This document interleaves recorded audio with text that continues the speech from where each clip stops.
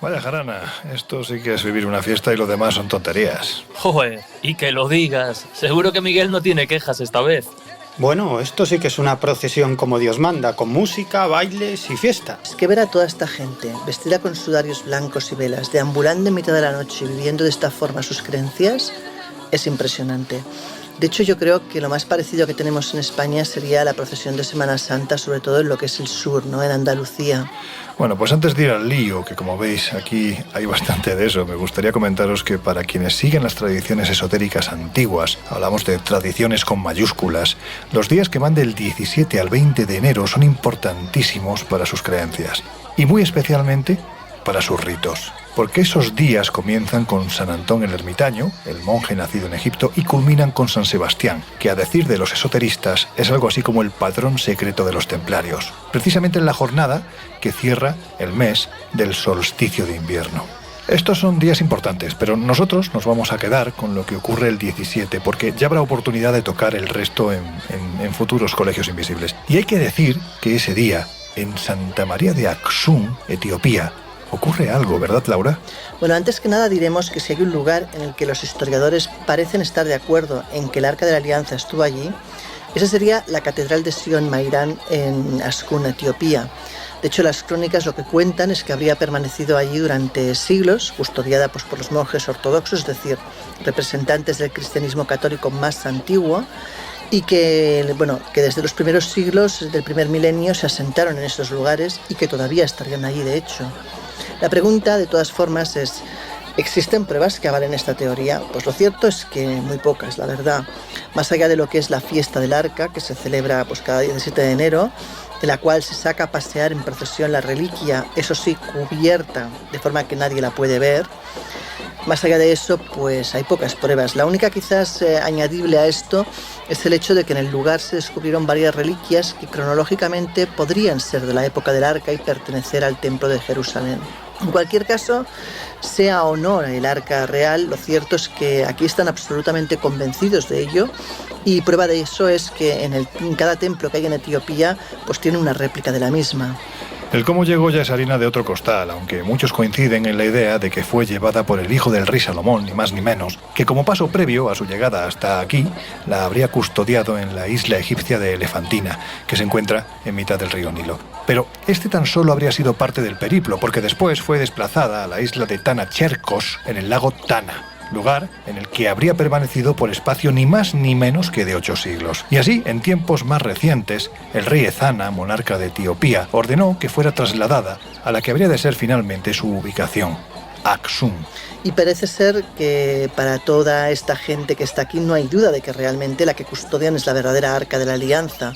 De hecho, es uno de los objetos, pues según la historia, más poderosos, pero a la vez más mortíferos de la antigüedad. Pues eso, que hoy os hablaremos de objetos, de búsquedas audaces y otras completamente locas, de las operaciones que hay en marcha para encontrarla o de dónde se cree que puede estar, incluso del apocalipsis que se podría desencadenar si finalmente aparece. Pero antes, si os parece, yo creo que ya ha llegado el momento de abrir las puertas del Colegio Invisible desde Aksum. Comenzamos.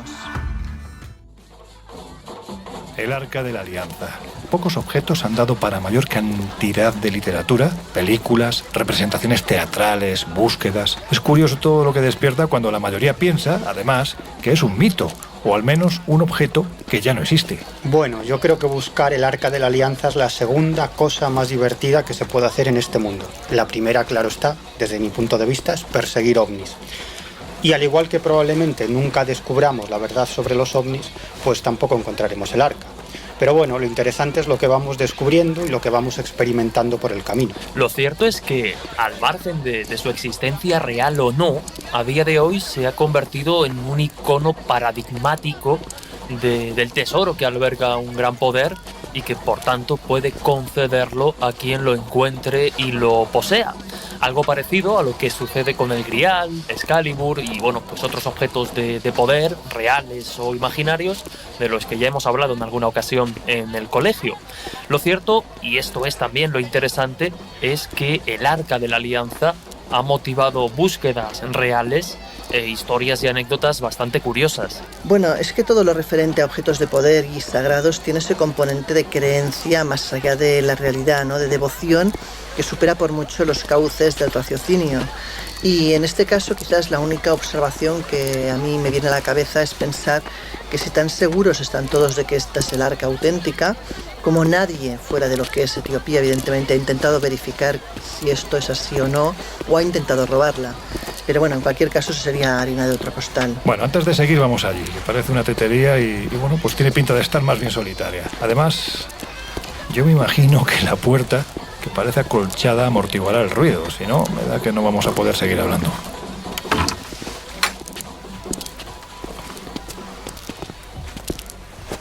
Por favor, qué maravilla.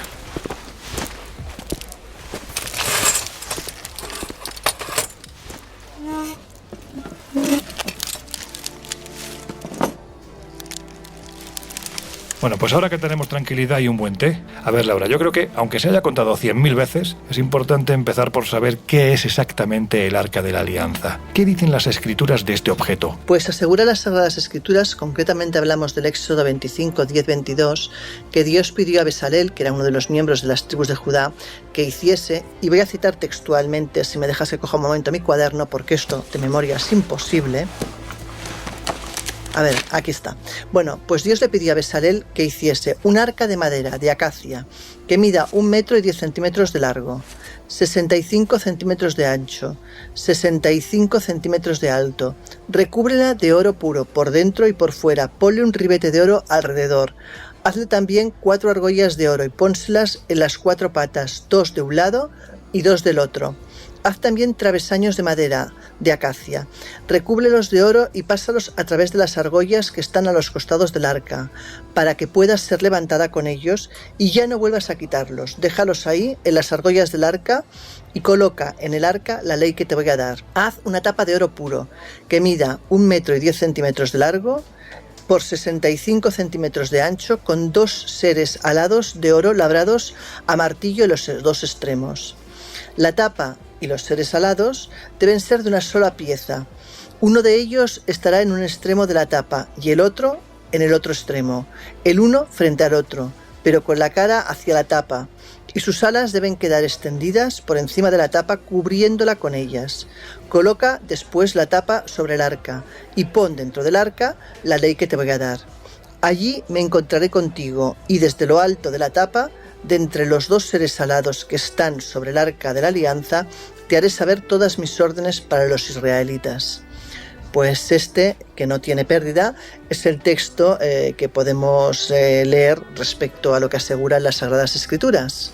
¿Y por qué se piensa que pudo acabar ni más ni menos que en un lugar tan aparentemente lejano de Jerusalén como es, por ejemplo, Etiopía? Pues el principal culpable o responsable de que se popularice la leyenda o la versión que habla o sitúa el Arca de la Alianza en Etiopía es del investigador británico Graham Hancock, quien en su libro ya clásico Símbolo y Señal pues nos habla de cómo oyó hablar por primera vez de la conexión del Arca con Etiopía precisamente mientras escribía un libro sobre ese país africano donde Graham Hancock había sido corresponsal. Pues bien, en una visita a la ciudad de Aksum conoció a quien afirmaba ser guardián del arca, quien le contó la leyenda del hijo de Salomón y Belkis, la mítica reina de Saba, y la relación pues de todos estos personajes con el objeto sagrado, con el Arca de la Alianza. Si atendemos a los relatos que encontramos en uno de los libros sagrados en Etiopía, como es el Kebra Nagás, nos encontramos que en tiempos del rey Salomón, Belkis, la reina de Saba, visitó Jerusalén atraída por la sabiduría del rey. Bien, la reina de Saba pronto comenzó a ejercer pues una atracción irresistible sobre el hijo de David, sobre Salomón, quien pese a sus riquezas, a su posición e incluso a su inteligencia, pues no lograba llamar la atención de la soberana, no lograba seducirla de algún modo. Llegada la hora en que Belkis tenía que abandonar Jerusalén y partir de nuevo a sus tierras, Salomón consiguió una promesa de sus labios. En el caso de que la reina de Saba se llevase consigo algún bien preciado del reino, ésta consentiría yacer con Salomón una noche. Esa noche fue decisiva porque de ese encuentro nació el hijo de Belkis y Salomón. Hablamos de Menelik I, que sería, por tanto, el futuro rey de Etiopía. Estos relatos nos hablan de que años más tarde Menelik regresó a Jerusalén para recibir educación y pocos años después, a pesar de los esfuerzos de Salomón porque su hijo se quedase en Jerusalén, Menelik regresó a Etiopía. Y la tradición de nuevo nos cuenta que, ayudado por una serie de compinches, se llevó consigo el Arca de la Alianza. Y aquí entroncamos con la búsqueda o la hipótesis del investigador que citábamos al inicio de esta historia, de Graham Hancock, porque según sus argumentos, Hancock demostraría que el arca salió de Palestina, que estuvo un tiempo en la isla de Elefantina en Egipto y que después de que los judíos de esa isla de Elefantina huyesen al Sudán y a las tierras altas de Etiopía, llegó finalmente al lago Tana. Obviamente, Graham Hancock consultó y estudió estos antiguos textos que relataban pues cómo el Arca de la Alianza había sido colocada en una especie de tabernáculo en la isla de Tana Kirkos, donde permaneció 800 años hasta que el rey Ezana de Etiopía la llevó hasta su emplazamiento actual en la ciudad de Aksum. Graham Hancock, como comentábamos, mantiene y sostiene firmemente en su libro Símbolo y Señal que el Arca de Menelik I, la que salió de Jerusalén a manos del hijo de Salomón y Belkis, se depositó finalmente en la iglesia de Santa María de Sion en Aksum y bueno, parece ser que según los relatos y la tradición oral, ahí sigue.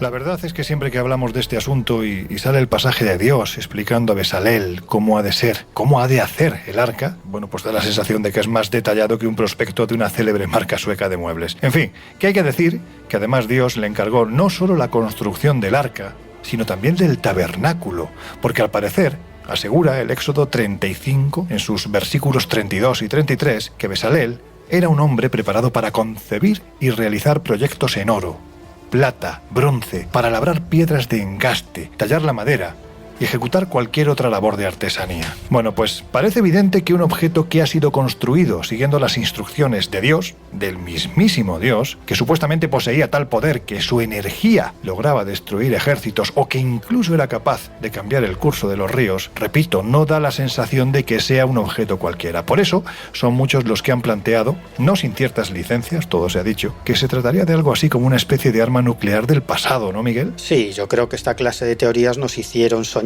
a todos los chavales. Todos en nuestros años mozos leímos a Erich von Däniken, a Peter Colosimo, a Pogel Sieberger, al gran Andreas Faber-Kaiser. Por ejemplo, en el caso de Däniken, afirmaba que el arca era algo así como un sistema de radio a través del cual Moisés se comunicaba con Yahvé. Yahvé, que era el auténtico guía del pueblo elegido hacia la tierra prometida.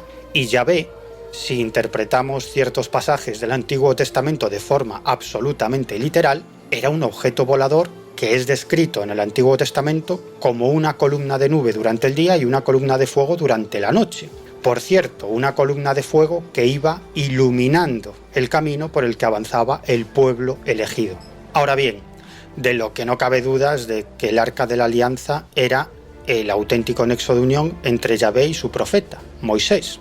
Era el artilugio, entre comillas, o sin comillas, yo qué sé, mediante el cual Moisés se comunicaba con Dios. En este sentido, los historiadores ortodoxos dicen que se trataba de una especie de oráculo, pero los heterodoxos, o muy heterodoxos, defienden que el arca hablaba de verdad, porque si hacemos caso a ciertos pasajes, como por ejemplo el de Números 10:33, el arca elegía incluso la ruta que los hijos de Israel debían tomar. De hecho, el Antiguo Testamento describe al arca como el único objeto sagrado dotado de energías sobrenaturales, porque el capítulo 25 del Éxodo contiene no solo las instrucciones concretas para construir el arca, sino también para manipularla correctamente. Y si no se hacía según esas instrucciones, las consecuencias podían ser muy terribles, como les pasó a Nadab y Abiú, hijos del sumo sacerdote Aarón, que entraron en el Sancta Sanctorum del tabernáculo, donde se guardaba el arca, llevando incensarios de metal, algo expresamente prohibido por Yahvé. ¿Qué pasó? Que de inmediato partió del arca una llamarada que los mató. Y tras este incidente, Yahvé advierte a Moisés de la siguiente manera: dile a tu hermano Aarón que no entre nunca en el santuario a la parte inferior del velo, delante del propiciatorio que está sobre el arca, no sea que muera, pues yo me muestro en la nube del propiciatorio. A ver, Miguel, que lo que me estás queriendo decir es que el arca podía ser una máquina, ¿no? Pero en fin, ¿cuál es la base de esta teoría? Que a mí me parece francamente atrevida y en cierto modo muy setentera, ¿no? A ver, si hacemos caso al Antiguo Testamento, el arca desprendía luz en forma de chispazos, hasta el punto de que podía provocar ceguera por la ardiente energía celestial que emitía. Y aquellos que se aproximaban demasiado al arca, la tocaban o la abrían, terminaban falleciendo a causa de una lepra que algunos autores han querido interpretar como una muerte causada por radiaciones nucleares.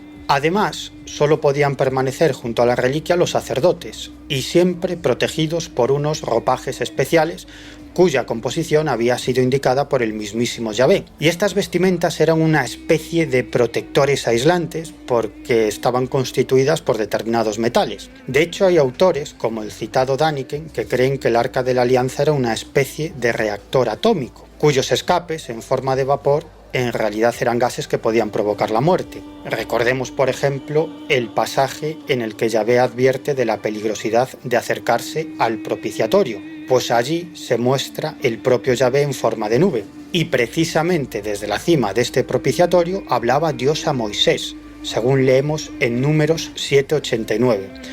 Así que mucho se ha especulado respecto a que el arca contendría, entre otros aparatos, un radiotransmisor.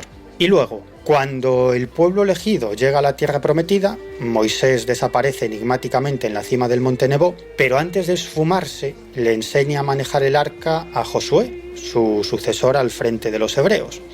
Y Josué emplea el arca como un poderoso arma con la que derriba las murallas de Jericó y conquista esa ciudad. Pero antes de la batalla, Josué recomienda a sus soldados que sigan al arca, aunque dejando una distancia de 2000 codos con ella para no recibir esa mortífera influencia del arca. Sin embargo, ¿qué pasa? Que el arca falla en una de las batallas y esta reliquia acaba en manos de los filisteos. Pero tal como se relata en los capítulos 4, 5 y 6 del libro de Samuel, los filisteos comienzan a fallecer afectados por una especie de tumores malignos, así que al final deciden devolver el arca a sus legítimos dueños, a los hebreos. Y hasta que llegan los especialistas en el manejo del arca, un grupo de sacerdotes hebreos que iban ataviados con los ropajes ceremoniales adecuados, que como he dicho antes estaban hechos con unos metales protectores, pues hasta que llegan esos sacerdotes hebreos mueren nada menos que 72 personas por acercarse demasiado al arca. Tengo un amigo que lleva muchos años estudiando las tradiciones antiguas, pero además lo hace desde dentro. Él precisamente lleva tiempo muy metido en la masonería, intentando demostrar, pues con los trabajos que va realizando, que esta sociedad nada tiene de secreta o de oscurantista. Y en segundo lugar, puesto que es su pasión, estudia la presencia de objetos sagrados como el arca para demostrar que son algo más que una leyenda. Es el escritor José Ignacio Carmona y está convencido de que el arca fue trasladada a Europa en un momento de la historia del que, si os parece, nos va a hablar a continuación. Casi toda la historia de los templarios ha sido falseada a causa de la falta de documentos hasta que fue descubierta la colección cartularia del Marqués de Albón, depositada hoy en la Biblioteca Nacional de París. Esa es la realidad. Sin embargo, algunos historiadores ya sostuvieron, con Guillermo de Tiro a la cabeza, que los 9 caballeros templarios originales, liderados por Hugo de Payne, por de alguna manera se instalaron en las caballerifas del Templo Salomón, del antiguo Templo Salomón, y que sí encontraron ciertos secretos, ¿no? Se habla que entre las ruinas de aquel templo, la gran reliquia del cristianismo, una de ellas, como era el Arca de la Alianza, donde estaban alojadas las tablas de la ley, es decir, incluso la misma palabra de Dios, pues podría haber sido encontrada por estos caballeros, y de hecho, pues la prueba que podía representar este hallazgo se halla en el relieve esculpido en el pórtico de los iniciados de la Catedral de Chartres. donde se puede observar pues un cofre sobre 2 ruedas transportado por un hombre pues atravesando un campo de cadáveres, y estos parecen pues transportar en realidad sí lo que parece ser un arca. Sí que la calidad del arca, aparte de depósito de estas tablas de la ley, pero según las tradiciones judías el arca era un palladium militar. Esto es historia, es decir, historia bíblica, al cual pues este palladium se le recurría en momentos de apuro. Era una especie de arma tecnológica adelantada a su época. De hecho, existía el convencimiento de que con ella se hacía intervenir a Yahvé en persona, y que fue lo que ocurrió, por ejemplo, en la batalla de Afec, cuando, el arca, que entonces se hallaba depositada en el santuario de Silo, fue transportada en pleno combate y en ese combate fueron los israelitas derrotados, pero se les quitó el arca, pero sí tenía esa finalidad, ¿no? David ya había hecho uso de ella en diferentes ocasiones, junto a sus soldados durante la campaña contra Amón. Es decir, sí que parece ser que estamos ante un arma adelantada a su época, un fuego sagrado, que era transportada por unos sacerdotes especiales con pértigas, que se tapaba con un paño, y incluso podríamos hablar de una energía o algún conocimiento de la energía muy adelantada a la época. Es una especulación, pero es una hipótesis muy atrevida, pero también podría ser muy fidedigna si nos atenemos a los textos. Laura, otra de las hipótesis que ha trabajado el citado Carmona es la vinculación que tiene este objeto, ni más ni menos, que con otros objetos sagrados de Egipto. ¿Por qué? Porque de hecho hay eruditos, como el ocultista Joseph Alexandre Saint-Yves, marqués de Albeidre, que en su tratado La Teogonía de los Patriarcas precisamente hace énfasis en la hipótesis de que el arca fue construida siguiendo el modelo de las naos de los santuarios egipcios y que por tanto se trataría realmente de una máquina de contacto. De hecho, Albeidre nos recuerda cómo Yahvé hablaba con Moisés a través de un misterioso fuego y cuentan que cuando éste salía de hablar con Dios todavía se podía ver en su rostro cómo se desprendían rayos. Pero yo creo que si te parece lo mejor es que nos lo cuente Juan Ignacio y vamos a escucharlo. Pues sí que es muy probable desde el punto de vista iconográfico. Se introdujo pues ese repertorio sino-fenicio con sus esfinges, sus diosas protectoras desplegando sus alas por encima del pequeño Horus. En esta época de la historia, Palestina mantenía relaciones mucho más estrechas con Egipto que con Mesopotamia.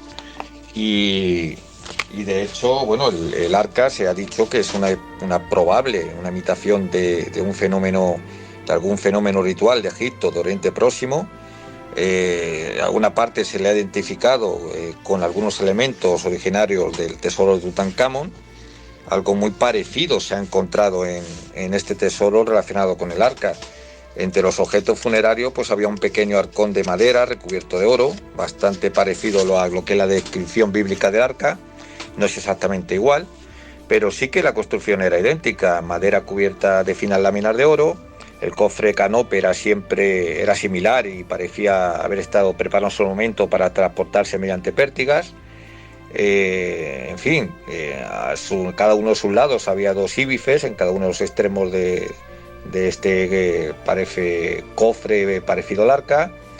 Y ciertamente sí que todo hace entender que puede ser el origen de la construcción en el que se inspiraron los que construyeron el arca.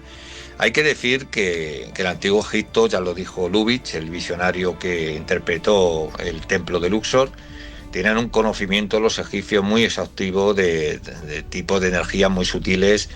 De hecho, todos sabemos que la geobiología, que estudia la influencia de la Tierra, las relaciones con los seres vivientes, el hombre, el animal, etcétera, pues estas ondas electromagnéticas que tienen una modulación de frecuencia que se mide en gigahercios, pues nuestra madre Tierra es un cuerpo viviente, y estos nódulos de energía pudieron ser de alguna manera conocidos y controlados y, ¿por qué no?, consignados mediante un conocimiento muy avanzado para la época por los altos sacerdotes iniciados de Egipto.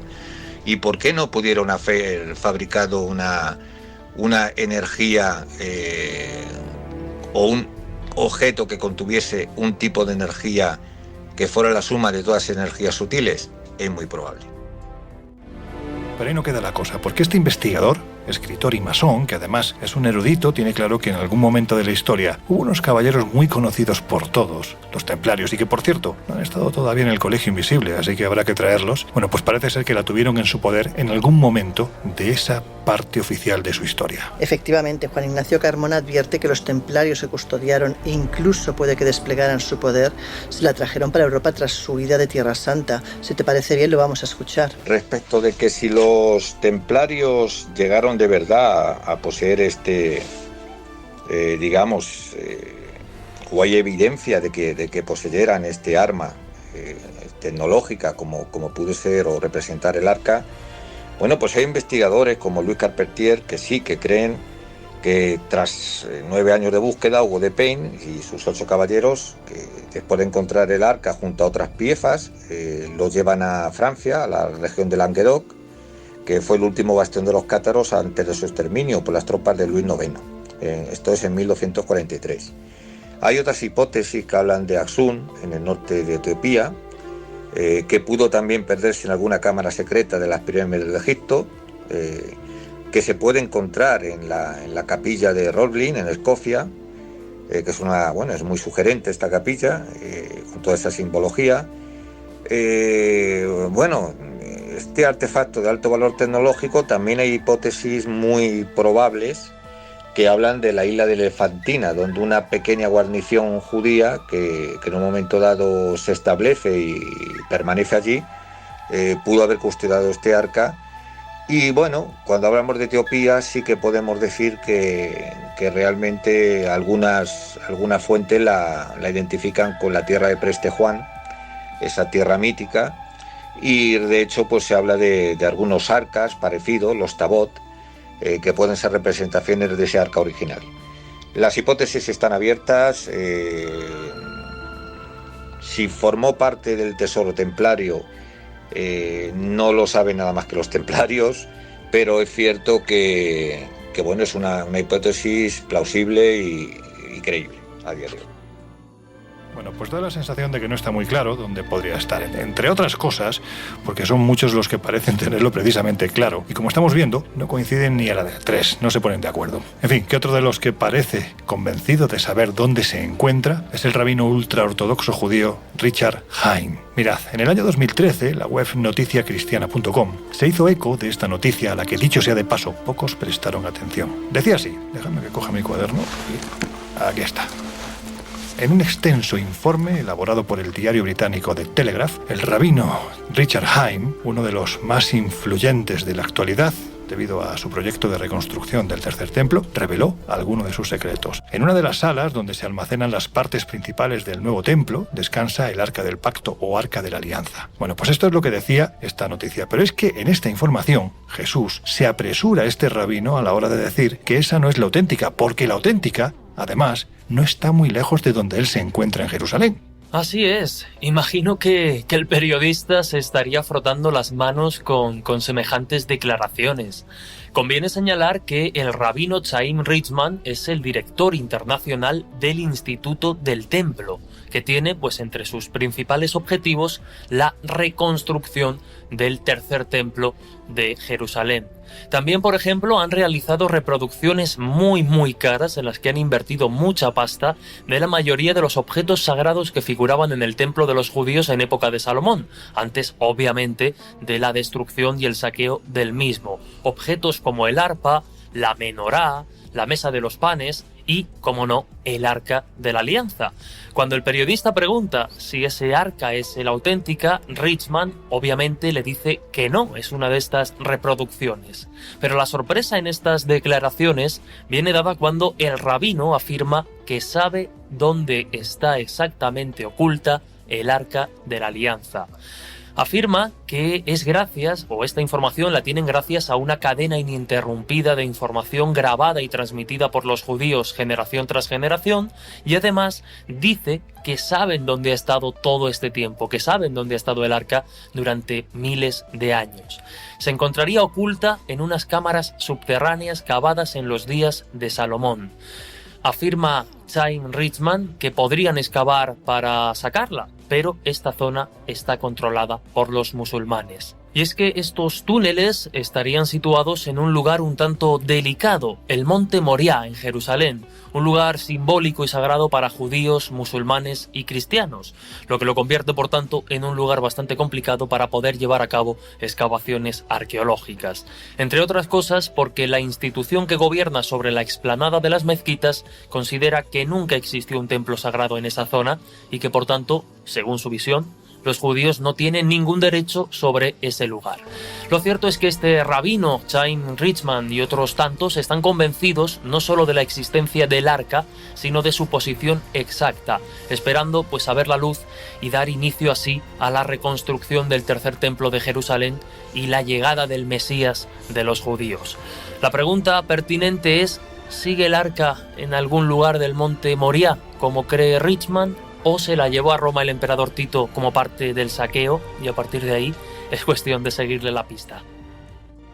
Más adelante atenderemos a aquellos que con mayor o menor acierto han buscado en lugares donde incluso lo más normal, fijaos, era provocar un conflicto diplomático cuando no una guerra. De momento, si os parece, nos vamos a quedar con las declaraciones de este señor que asegura que está perfectamente localizada y puesta, repito, a buen recaudo, esperando a que las puertas del tercer templo, el tercer templo de Salomón en Jerusalén, se abran de nuevo. Claro, si eso ocurriese, ¿qué conllevaría? Pues si hacemos caso a lo que nos dicen los textos sagrados judíos, hablamos del fin del mundo, así que no sé yo si es conveniente que alguien abra esas puertas. Antes de continuar, le vamos a dar un toque a un querido amigo que sabe muchísimo de objetos sagrados, entre otras cosas porque por avatares del destino, vamos a decirlo así, lleva muchos años buscándolos. Quizás nos aclare un poquitín cuál es la importancia real de un objeto como el arca y lo más importante, ¿dónde se puede encontrar? Dígame. Querido Juan, ¿cómo estás? Soy Lorenzo. ¡Wow! ¿Cuánto tiempo sin oírnos? No diré lunas porque como aquí está nublado, pues ya ni me entero de cuándo hay luna ni cuándo no hay luna, pero ya tiempo que no te oía. ¿Todo bien? Demasiado tiempo. Sí, bueno, pues ya sabes que está todo como está, un poco extraño, ¿no? Este planeta nuestro. Yo me imagino que estos tiempos históricos, ¿no?, que estamos viviendo dentro de un tiempo los viviremos como algo anecdótico, pero está siendo duro esto, ¿eh? Sí, ya hoy me vacuné. ¡Hombre! Hoy me di la vacuna contra el COVID-19, y de momento me está creciendo el cabello. Bueno, eso en tu caso es una cosa, yo no sé si casi milagrosa, ¿no? Sí, porque como es pura proteína, me he mirado al espejo y me veo con la cabeza que parece que ya usara un afro. Bueno, no vamos a quienes nos están escuchando al otro lado de los micrófonos de Onda Cero, no les vamos a animar a que se pongan la vacuna para que les crezca pelo, que esto todavía no es algo que la ciencia médica esté avalando, sino porque realmente la vacuna es importante a la hora de combatir esta especie de plaga, no sé si llamarla divina o infernal, que nos ha llegado a lo largo de 2020 y que ya parece que estamos empezando a ver el final de este túnel, ¿no? Sí, primero te diré que gracias por informarme que me estabas grabando. Menos mal que te dije que era el cabello, porque imagínate si me está grabando las cosas que pueden salir por ahí. Sobre todo cuando hay confianza, ¿no? Saludo a todos con mucho cariño desde acá, desde Israel. Estamos realmente esperando el milagro. Hace poquitos días fue la fiesta de Hanukkah, la fiesta de las luces, donde se prende el candelabro que tiene 8 brazos más el macabeo, que es el 9º, y se le llama la fiesta del milagro de las luces. Y vamos, no termina la fiesta del milagro y ya comienza la vacuna. Bueno, como dices, que esta fiesta sea el presagio de que todo va a cambiar, a ser posible, por favor, para bien. Pero en fin, a quienes nos estáis escuchando, quienes no conozcáis la voz de la persona que nos está hablando, os diré que es un erudito, es un lector compulsivo, es un viajero nato con el que he tenido la oportunidad no de viajar, sino realmente de descubrir países fascinantes como Egipto, como Jordania, como Israel, que es el país en el que él se encuentra. Es un queridísimo amigo, porque aquí yo creo que se deja a un lado la parte profesional para decir que ya entramos en el campo de lo personal. Es el viajero, el experto en religiones, Juan Friedman. Juan, bienvenido al Colegio Invisible. Muchísimas gracias, muchas gracias por tus palabras. Yo tendría que decir mucho más de lo que has dicho tú con respecto a tu persona, que te conozco desde que eres muy jovencito, desde los días Fernando, y bueno, y siempre has demostrado que ibas para arriba, y ten cuidado con el techo porque la cabeza duele.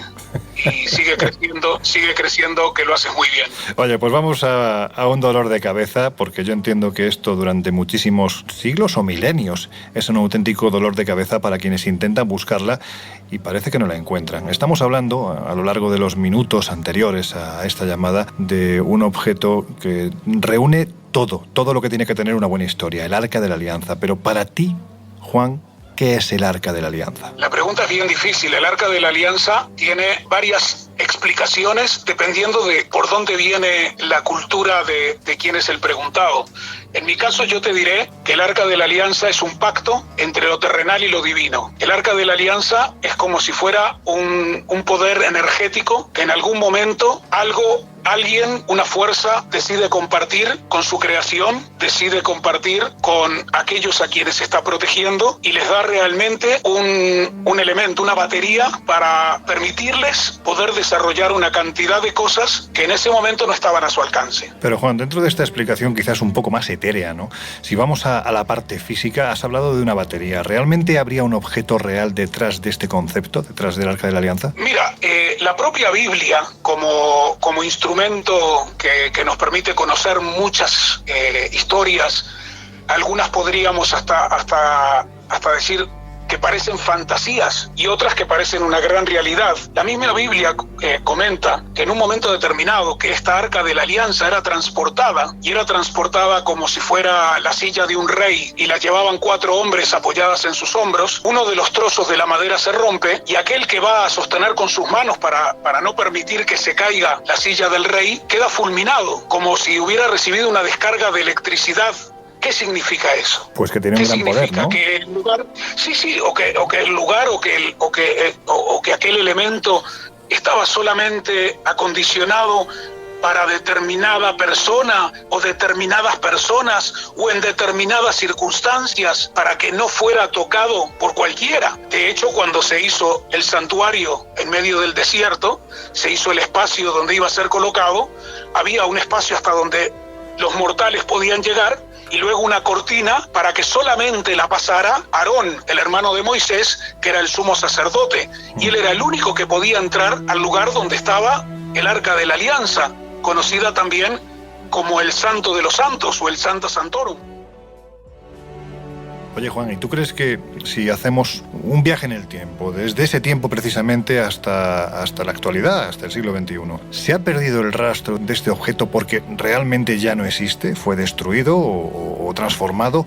¿O tú crees que el Arca de la Alianza todavía permanece intacta, escondida en algún sitio, esperando a que, bueno, no sé si en plan Indiana Jones o en plan arqueólogo, el que sea puro de espíritu realmente lo encuentre? ¿Tú crees que este objeto todavía existe? Yo pienso que sí existe, y yo pienso que está en algún lugar de nuestro planeta, sigue estando, porque el pacto no se rompió. No te me vayas por las ramas, que yo sé que tú sabes más de lo que cuentas y a veces, camuflado en este segundo relato, bueno, pues implícitamente intentas no desvelar todo lo que se pregunta. No sé si lo que he soltado es un galimatías, pero te lo voy a volver a preguntar. ¿Tú crees que el Arca de la Alianza podría estar esperando a ser descubierta en algún lugar del planeta? Porque hay quien dice, Juan, por ejemplo, que en Etiopía, en Santa María de Axum, se encuentra precisamente ese Arca de la Alianza, y de hecho cada 17 de enero celebran la fiesta del Arca. Es muy probable que tengan un trozo, es muy probable que tengan algún elemento, si no fuera de un trozo propiamente del Arca de la Alianza, que fuera algún elemento vinculado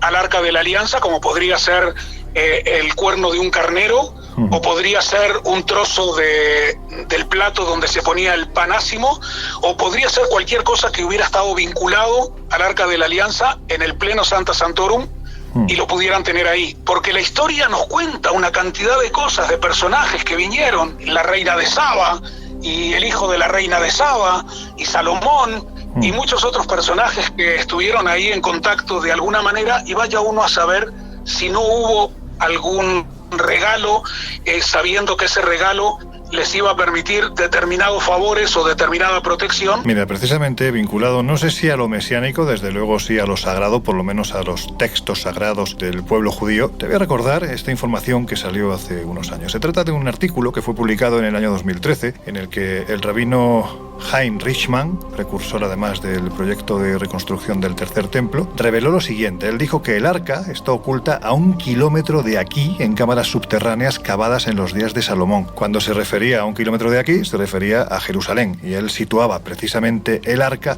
justo debajo del monte del templo. Pero esta zona, que sepamos ahora mismo, está siendo controlada, lo que es la explanada de las mezquitas, está siendo controlada por los musulmanes. ¿Tú crees en esta posibilidad? Es decir, que el arca esté debajo del monte del templo y en que ya, como decía Heinz Riesman, ya se ha iniciado la búsqueda. Mira, ese lugar es el más popular dentro de la tradición judía. De ahí que se recomienda a los judíos a no subir a la explanada del templo, porque como debajo está enterrado en algún sitio el arca de la alianza, ¿cómo es posible que una persona pueda pasar caminando por arriba de donde está debajo el arca de la alianza enterrada? Entonces se recomienda no pisar la explanada del templo como lugar sagrado, y se le dice, es un llamado a los judíos, que son quienes creen en esto. Ahí se hicieron excavaciones, inclusive hace 30 o 40 años atrás, ya no recuerdo exactamente cuándo fue, que la UNESCO expulsa a Israel de sus filas porque hay una denuncia que si se sigue excavando se va a venir la mezquita del Aqsa, una de las 2 mezquitas que están sobre la explanada del templo, que está la mezquita de la cúpula de la roca y la mezquita del Aqsa, que quiere decir la distante o la lejana, y que si siguen excavando se va a venir todo abajo. Con lo cual, oficialmente no se ha seguido excavando. Extraoficialmente, seguramente ha aparecido algún arqueólogo israelí, pero vestido de fraile, para que no acusen a Israel, y con una palita habrá estado sacando un poco de tierra y buscando cosas. Claro, yo entiendo que si en un momento determinado, imaginemos, un grupo de arqueólogos judíos están excavando debajo del monte del templo con la intención de encontrar el arca. Es que yo entiendo que esto, las consecuencias que podría tener, ya no te hablo ni tan siquiera simbólicas, sino hasta políticas, serían terribles, ¿no? Serían tremendas. Es decir, es algo muy complicado, ¿no? Aun sabiendo que eso está ahí, no es tan fácil. Yo lo digo principalmente para quienes nos están escuchando y no conozcan la situación. Entiendo que la situación política de Israel es conocida por todo el mundo, pero quienes no conozcan el lugar al que estamos haciendo referencia y cómo en un solo punto, o prácticamente en un punto más bien pequeñito de Jerusalén, se aunan tantas sensibilidades, es que es muy complicado ir a buscarla. Indudablemente, aunque hoy por hoy puedes venir a Jerusalén y caminar por unos espacios debajo de la explanada del templo, casi, no exactamente debajo de la explanada, pero casi la pasas rozando por unas calles y por unos espacios bajo tierra que son increíbles. Se han encontrado en las calles originales del tiempo de Jesús, del tiempo de los romanos, con las cloacas que habían en la ciudad por debajo de las calles. Se han encontrado los sistemas de cómo transportar el agua por los canales que estaban bajo las calles también de Jerusalén. Es decir, cantidad de cosas se han encontrado. Uno se puede meter bajo tierra en esa zona de Jerusalén y estar días bajo tierra descubriendo cosas que evidentemente descubriendo para uno mismo ya están descubiertas, pero que son impresionantes. De la búsqueda del arca evidentemente no se habla.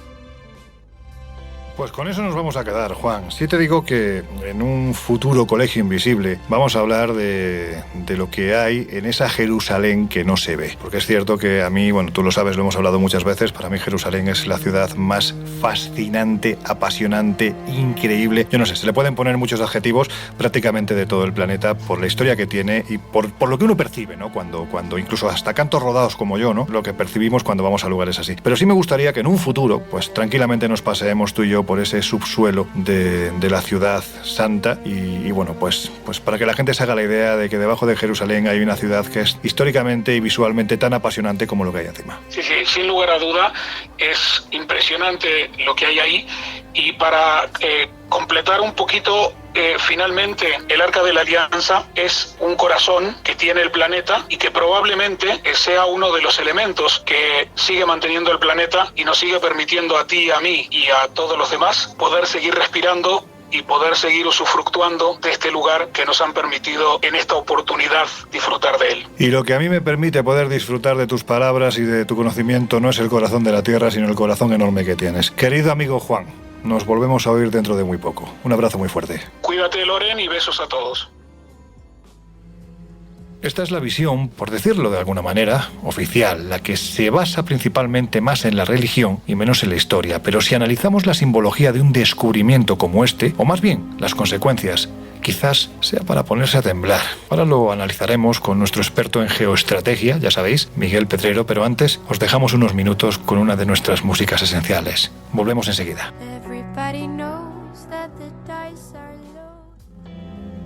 A ver, Miguel, si te parece, vamos a analizar la repercusión que tendría un hallazgo como este, más allá de quizás ser el evento arqueológico. Desde mi punto de vista, me imagino que mi punto de vista no pesa absolutamente nada, pero sí, desde el punto de vista de la arqueología y de la historia, creo que sería el más importante del siglo, por no decir a nivel simbólico de una gran parte de la historia, porque sus implicaciones simbólicas, vuelvo a repetir, y políticas son absolutamente brutales. Primero y fundamental, es importante que describamos cómo es y en manos de quién está el monte del templo, sobre el que hoy se levanta la explanada de las mezquitas, porque dicen que bajo el mismo, como estamos viendo, muchos ubican el arca. Mira, lo primero que llama la atención del visitante que pisa por primera vez Jerusalén es que los lugares santos están muy próximos, quizás demasiado cerca unos de los otros, y da igual si pertenecen a la tradición cristiana, judía o islámica.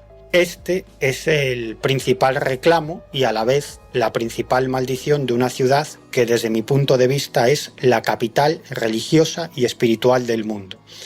Una ciudad en la que los monumentos y los centros sagrados de las tres grandes religiones monoteístas del planeta se entremezclan y a veces hasta se superponen en una especie de puzzle muy desordenado y muy sincrético. Por ejemplo, el Muro de las Lamentaciones, que es el enclave más sagrado del judaísmo. Bueno, pues el Muro de las Lamentaciones forma parte de la estructura de la explanada de las mezquitas, sitio santo para el Islam a la altura de la Meca y Medina. ¿Por qué? Porque desde la explanada de las mezquitas, dice la tradición, Mahoma ascendió a los cielos. Pero es que también es un lugar sagrado para el cristianismo, porque en este sitio Abraham se dispuso a asesinar a su hijo Isaac por mandato de Yahvé, y también en este sitio Jacob experimentó su famoso sueño celeste. Y por si fuera poco, en esta misma zona Jesús de Nazaret protagonizó muchas de las escenas que se describen en el Nuevo Testamento. Y a tan solo 10 minutos, más o menos, caminando de la explanada de las mezquitas está el Santo Sepulcro, donde habría permanecido el cuerpo del Hijo de Dios hasta que resucitó a los 3 días. Pero vayámonos ahora a la milenaria tradición rabínica. Según esta tradición, Jerusalén se empezó a construir alrededor de la Sejiná, la roca fundacional, la morada perpetua de Dios. Desde allí decidió Dios la creación del mundo y amontonó la tierra que utilizó para dar forma a Adán. Y si hacemos caso al Antiguo Testamento, alrededor del año 1000 a.C., el rey David levantó en ese sitio un altar. Y el monarca indicó a su hijo y sucesor, Salomón, que colocara sobre ese altar nada menos que el Arca de la Alianza. Y para proteger al Arca de la Alianza se construyó una sala, el Sancta Sanctorum. Y a la muerte de su padre, Salomón comenzó allí la construcción de un gran templo en torno al cual nació la ciudad sagrada de Jerusalén. Y este es el primer templo de Salomón o el primer templo de Jerusalén. Pero la cosa no acabó bien, porque ese templo fue destruido, reconstruido, en fin, ha pasado por muchas modificaciones durante los siglos y de nuevo fue destruido y sustituido por templos, pues como suele suceder en estos casos, ¿no?, de otras religiones, y así prácticamente podemos decir que hasta llegar a la actualidad. Eso es, la alegría del pueblo judío duró hasta el año 587 a.C., cuando las tropas de Nabucodonosor II, rey de Babilonia, destruyen por completo el sagrado templo. Y años más tarde, en el 538 a.C., Ciro, que era monarca de los persas y los medos, conquista Babilonia y devuelve la libertad al pueblo judío. Pero en el año 63 a.C., Jerusalén cae bajo el control del Imperio Romano y las tropas invasoras se dedican a asesinar a la mayoría de los sacerdotes del templo. ¿Por qué? Porque los sacerdotes intentaron evitar a toda costa que los soldados profanaran el Sancta Sanctorum, el lugar donde había permanecido el arca. Arca que, por cierto, hacía siglos que ya no estaba en este santuario, porque muy probablemente se encontraba a buen recaudo en un lugar seguro. Y para gobernar los territorios de Judea, Galilea, Idumea y Samaria, el imperio eligió a Herodes el Grande, que pasó a la historia por la matanza de los inocentes, pero también por sus proyectos constructivos absolutamente colosales, entre los que estaba la expansión del segundo templo de Jerusalén. Herodes allanó el monte Moria, donde se situaba el sagrado templo del pueblo hebreo, e inició su reconstrucción con la intención de que se convirtiese en un edificio todavía más grandioso que el primer templo, el templo de Salomón. Y para eso, lo que hizo fue elevar el terreno, tras rodear el monte con una muralla que hizo rellenar con escombros, dando así forma a lo que actualmente es la explanada de las mezquitas. Pero bueno, solo durante unas décadas pudieron admirar los habitantes de Jerusalén la grandiosidad del santuario, que es conocido históricamente como el segundo templo de Salomón o el segundo templo de Jerusalén. Y digo esto porque en el año 70 después de Cristo los romanos destruyen por completo el templo y levantan allí otro santuario dedicado al dios Zeus. Pero es que siglos después, cuando el cristianismo se convierte en la religión oficial del Imperio Romano, se erige allí una iglesia cristiana.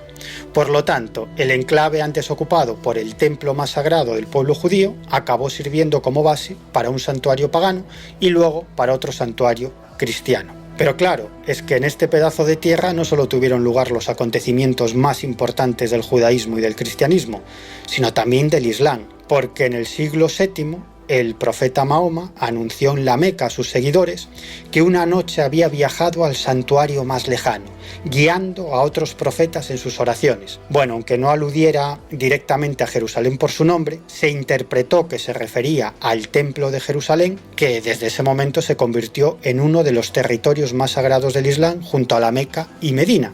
Pero todavía más importante para los seguidores del Islam es que, según la tradición islámica, justo desde el Templo de Jerusalén, Mahoma ascendió a los cielos acompañado por el ángel Gabriel para reunirse en los cielos con el mismísimo Dios. Claro, cuando en el año 638 después de Cristo el califa Omar conquista Jerusalén, enseguida se interesa por la explanada donde se había levantado el templo y construye allí una mezquita en conmemoración del ascenso a los cielos del profeta Mahoma. Esa mezquita acabaría siendo reemplazada por la cúpula de la roca, que destaca en todas las imágenes de Jerusalén por su cúpula dorada, y también por la mezquita de Al-Aqsa. En definitiva, que la actual explanada de las mezquitas está construida sobre lo que en el pasado era el Templo de Jerusalén, el sitio más sagrado del judaísmo.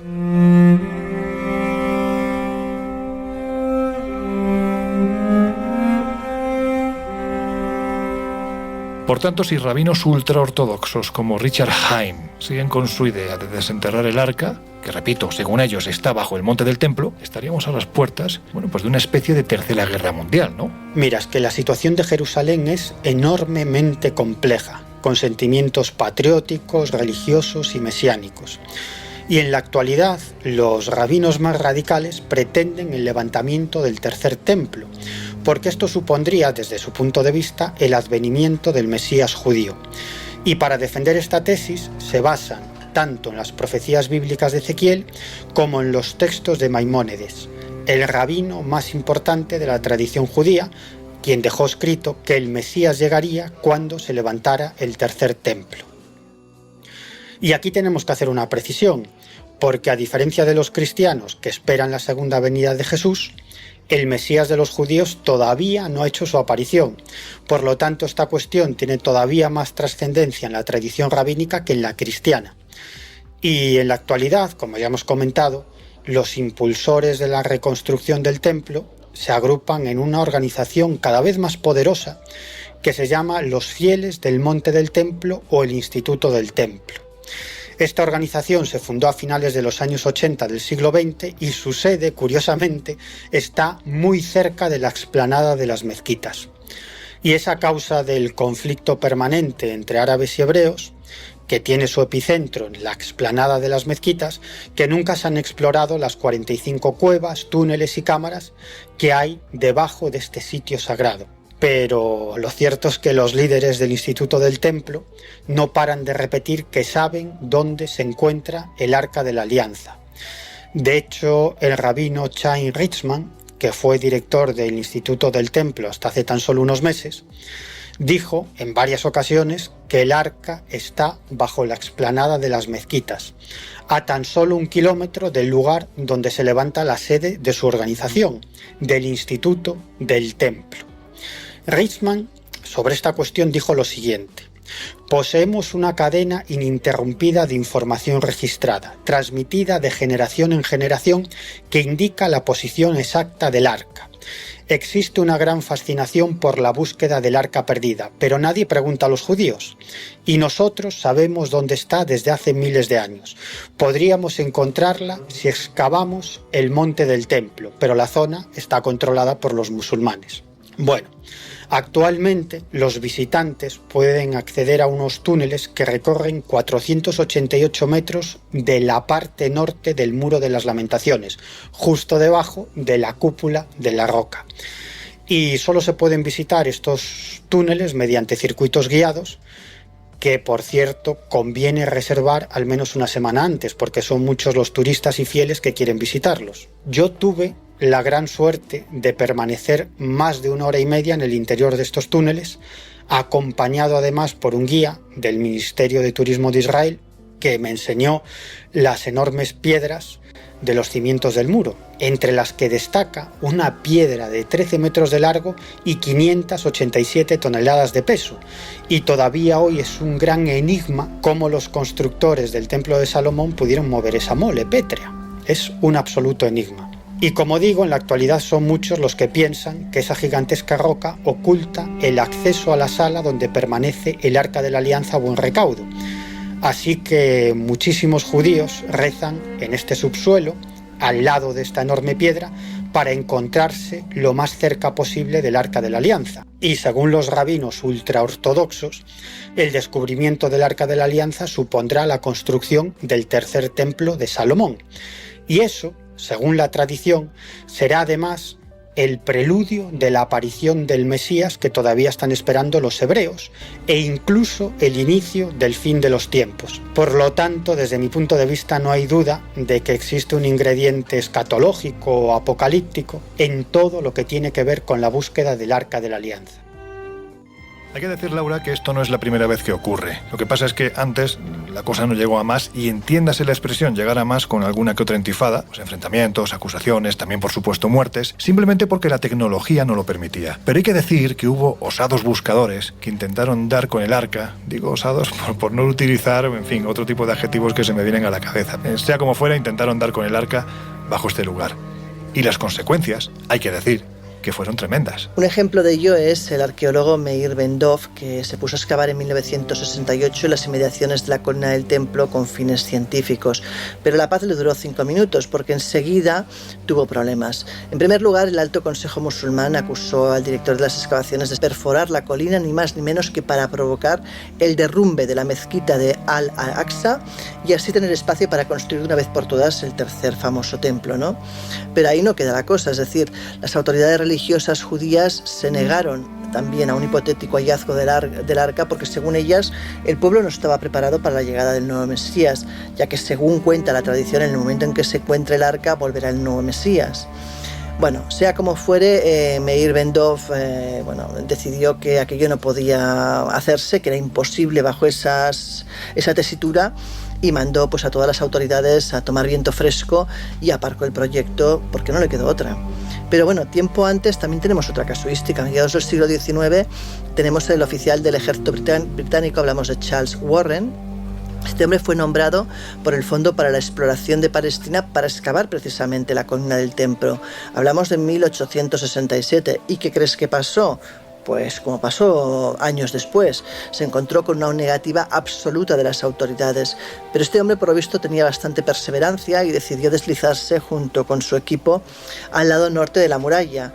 Ahí empezó a excavar un túnel con la intención pues, de llegar al corazón del monte Moriah, pero desgraciadamente llamó mucho la atención de los fieles y tuvieron que salir por patas porque empezaron a tirarle lluvia de piedras a la cabeza. O sea, que imagínate la tesitura.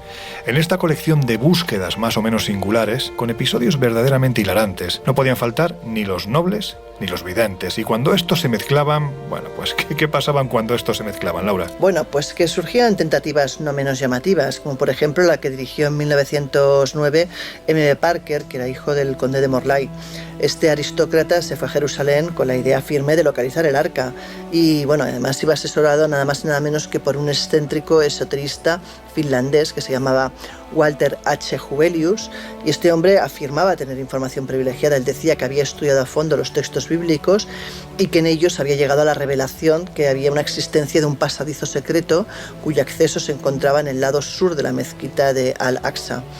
El caso es que, bueno, iniciaron los trabajos, pero vamos, poco tardó en desmontársele el tema, porque se iniciaron las protestas y no solo eso, sino que aparte la meteorología tampoco le jugó a favor.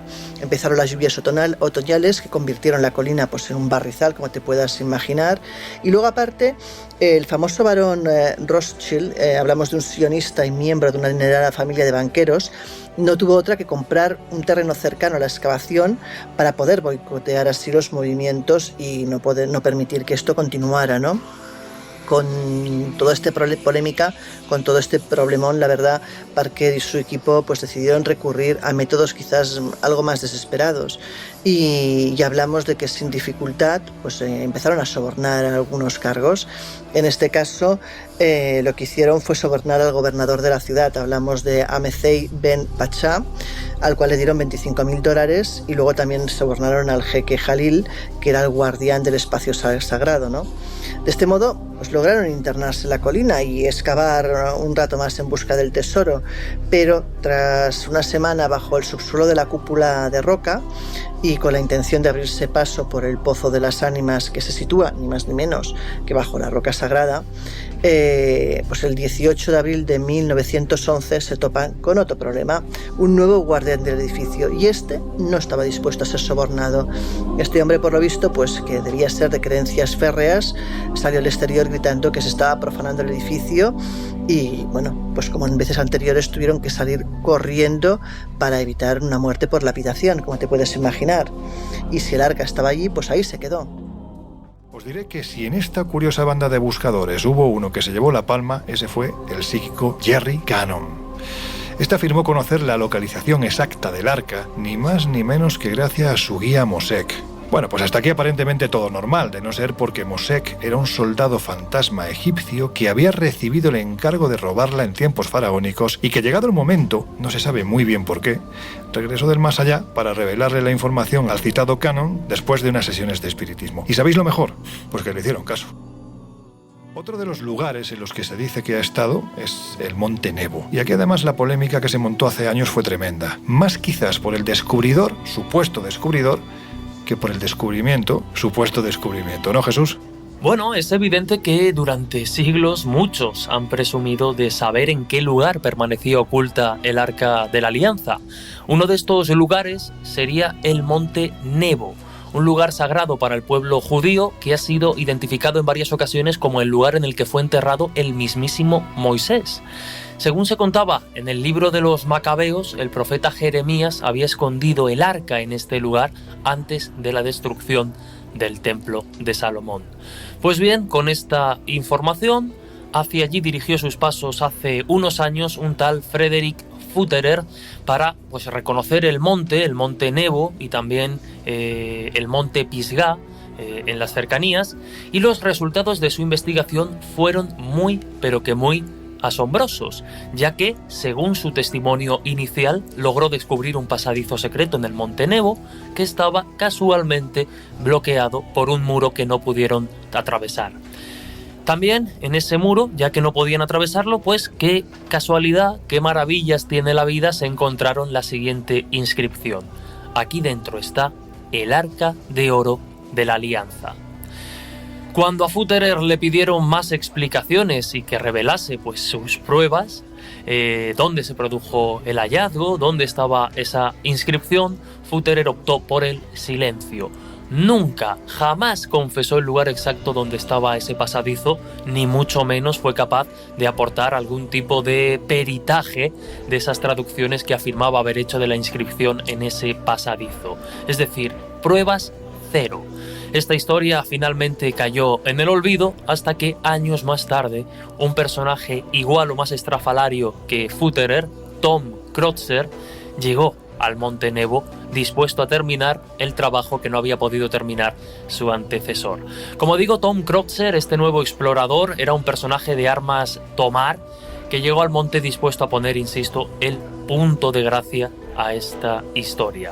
El currículum de Kreutzer se las trae porque afirmaba haber descubierto ya el Arca de Noé, la Torre de Babel e incluso la mismísima ciudad de Adán. Tras varias jornadas investigando, excavando y paseando de alguna manera por el monte Nebo y por el monte Pisgah, finalmente localizaron en este último un pasadizo. Y en octubre de 1981, cuando en medio mundo veía la luz la película En busca del Arca perdida, la primera de la saga Indiana Jones, pues estos hombres conseguían penetrar en el interior de la montaña hasta unos 600 pies, donde encontraron una cripta excavada en la roca que albergaba un cofre rectangular de oro, en donde obviamente tenía que estar cobijada el Arca de la Alianza. Decidieron no mover la pieza por mandato divino, de alguna manera la dejaron dentro de la montaña, pero lo que sí hicieron fueron unas fotos que tampoco enseñaron a nadie salvo a algunos personajillos, entre otras cosas porque también era un mandato divino. A Tom Kreutzer Dios le había dicho que no enseñase esas fotos. En fin, la historia corrió, hubo quien la creyó, hubo quien lógicamente no, hasta que en el año 1982 pues un arqueólogo, después de varias horas estudiando las imágenes, las famosas fotos del Arca de la Alianza de Tom Kreutzer, lo que vio fue que era una caja realizada no de oro sino de latón, que tenía un dibujo de rombos hechos claramente con una maquinaria moderna y quizá lo más revelador, y es que en la esquina superior de ese supuesto arca observó un clavo de estilo muy actual. Jesús, hace unas fechas ha salido un libro que, bueno, no deja de ser una especie de estudio y de viaje a Santa María de Axum precisamente para intentar validar o investigar la tesis de la presencia del Arca de la Alianza en este lugar. Cuéntanos a qué conclusiones ha llegado su autor, porque creo que además has hablado con él, ¿no? Desde luego hemos hablado con un especialista que nos va a aclarar muchas cuestiones. Hablamos de Tito Vivas. Él es historiador con especialización en egiptología y que desempeña actualmente labores docentes y de arqueología. Desde hace años recorre el mundo emulando las grandes exploraciones e intentando revivir de algún modo los grandes momentos de la historia. Una pasión que ha canalizado con su proyecto Sociedad Histórica de Viajes y Expediciones. Acaba de publicar un cuaderno de viajes tremendo en forma de libro titulado Historia fabulosa de un viaje a Etiopía, la leyenda del Arca de la Alianza. Lo ha publicado con Ediciones del Viento y, como queda claro por su título, pues ha rastreado la famosa leyenda del Arca en Etiopía y sus apuntes son reveladores y fundamentales para comprender su verdadera dimensión. Sin duda, una de las experiencias más llamativas del viaje de Tito Vivas por Etiopía es su encuentro con el guardián del Arca. ¿Cómo fue esa experiencia y qué le contó?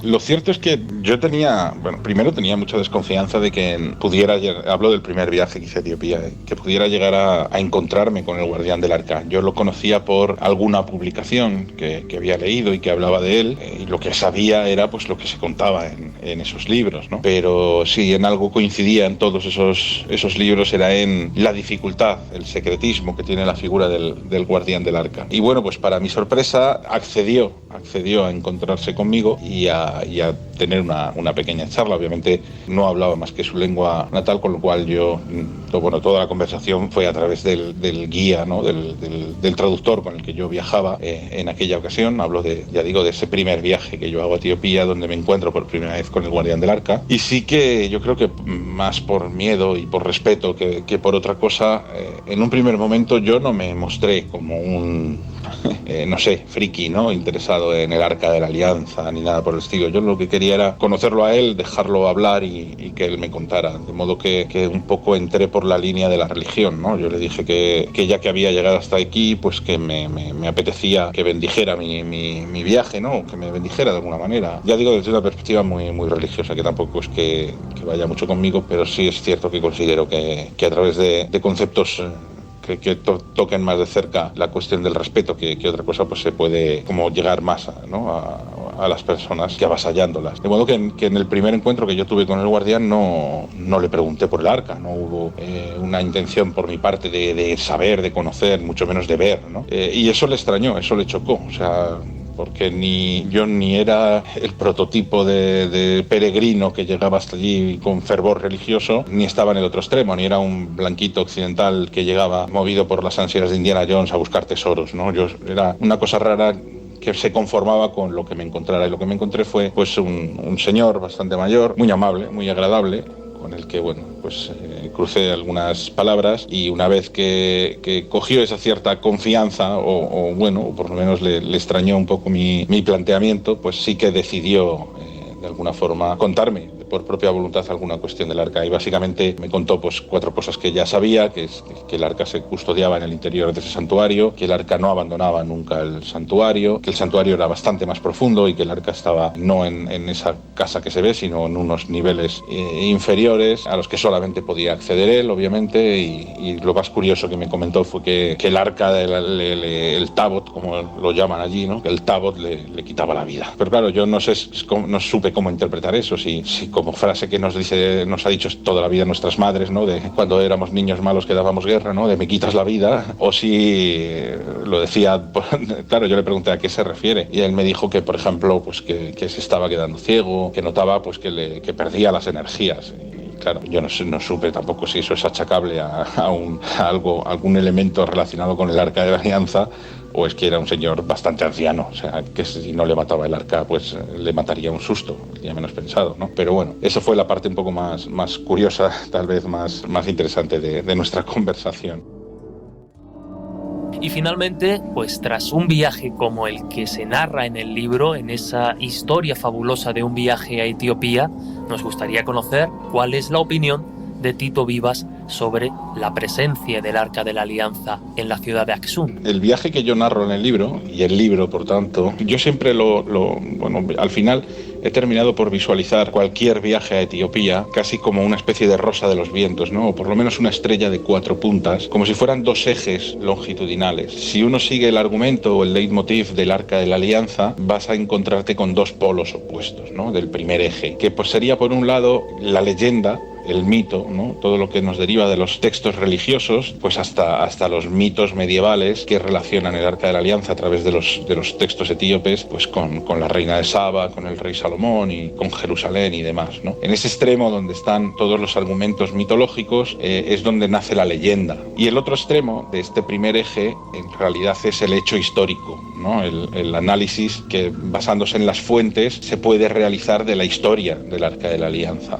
desde un punto de vista mucho más real, mucho más mundano, con los pies sobre la tierra. Y desde esta perspectiva sí que es cierto que es mucho más probable que lo que nos encontremos sean saltos en el tiempo, en determinados momentos de la historia de determinados lugares, pues aparecen personas, aparecen pueblos, aparecen familias reales que usan el Arca de la Alianza como una legitimación, ya sea política, religiosa o geográfica. Yo pensaba que en este viaje iba a viajar por el primero de los ejes, entre el mito y la leyenda y el hecho histórico, y me encontré con otras 2 realidades transversales, que era yo mismo como viajero, ¿no? Con mis prejuicios, con todo mi aprendizaje previo que creía que me preparaba para algo para lo que no estaba preparado, frente al otro gran protagonista que es el propio país en sí, que por supuesto te transforma y lo transforma todo. Yo creo que esa es la mejor forma de entender este y cualquiera de los viajes que hasta la fecha he hecho a Etiopía. Bueno, pues ahora sí, merece la pena que afrontemos las conclusiones del Colegio Invisible de hoy desde la óptica más personal. A ver, a la vista de la enorme cantidad de gente que la ha buscado y sigue haciéndolo, y eso que esta vez hemos dejado a un lado las expediciones nazis, que por supuesto la anduvieron buscando, ¿vosotros pensáis que el mítico Arca de la Alianza, el objeto más carismático del Templo de Salomón, aquel que desplegaba la cólera de Dios, sigue esperando oculto en algún lugar a ser encontrado o directamente ya no existe? Ay, pues mira, yo hoy me voy a poner un poquito romántico, porque he de reconocer que con toda esta clase de objetos, de historias y de leyendas, pues me sale la vena romántica. Creo que en el Colegio Invisible ya hemos demostrado en más de una ocasión que detrás de toda leyenda siempre hay un resquicio de realidad, aunque sea una mínima base sobre la que se construye toda esa mitología. Y a mí me gustaría pensar que algún día quizá, pues tanto el Arca de la Alianza como otros objetos o reliquias relacionadas con la arqueología bíblica pueden de repente darnos una sorpresa. Que sea el Arca de la Alianza un arma súper mega poderosa que nos ayude a conectar o nos ayude a destruir. Eso ya, bueno, pues desde mi punto de vista parece literatura que atiende a determinados intereses. Ahora bien, que exista un objeto que cumpliese una función parecida a la que narran los relatos y que a partir de ahí se construyese todo este universo que ha convertido en el Arca de la Alianza pues en un objeto mítico. Bueno, pues quién sabe, quizá haya que esperar. Yo soy de la opinión que la mayor parte de estos objetos sagrados, que seguramente existieron, con el paso de los años y el desgaste lógico del tiempo, pues terminaron por desaparecer y actualmente pues lo que quedan son réplicas posteriores.